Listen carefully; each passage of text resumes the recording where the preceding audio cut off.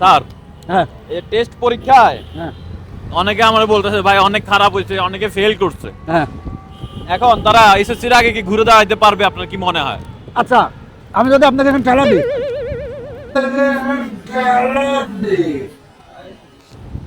পড়ে যাবেন না?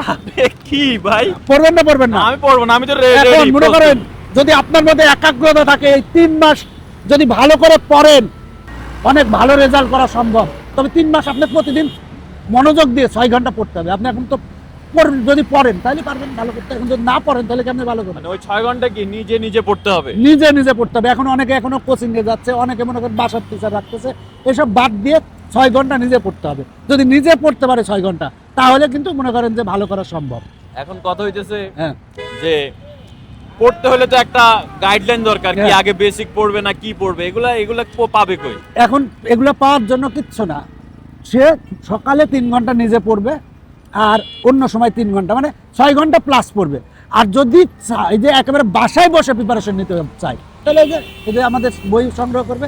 এই বই সংগ্রহ করলে আর কিছু লাগে? এই বইতে কি আছে? এই বইটাতে এই যে বইয়ের সাথে শিক্ষক কি বুঝেন, বইয়ের ভিতরে শিক্ষক আছে, প্রতিটা পাতায় পাতায় শিক্ষক আছে।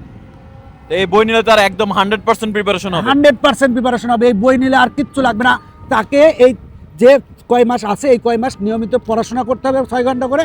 আর যদি কোনো জায়গায় দরাদরি না করতে চায় তাহলে এই যে বই সংগ্রহ করবে, বই সংগ্রহ করলে হয়ে গেল। এই যে আশা বল সংগ্রহ করতে, কিন্তু কথা হইতেছে তো ওদের তো পরীক্ষা দিতে হবে, আপনার বই দিয়ে তার পরীক্ষা দেওয়া যাবে? হ্যাঁ বইয়ে পরীক্ষাও দেওয়ার সুযোগ আছে। আপনি পরীক্ষাও কি- দিতে পারবে? হ্যাঁ পরীক্ষাও দিতে পারবে। তাহলে তো ফুল প্যাকেজ। হ্যাঁ ফুল প্যাকেজ, তার মানে এই 3 মাস যদি এই বই সম্পূর্ণ শেষ করে, আপনি বলতেছেন সে 100 তে 100 পাবে। 100 তে 100 পাবে।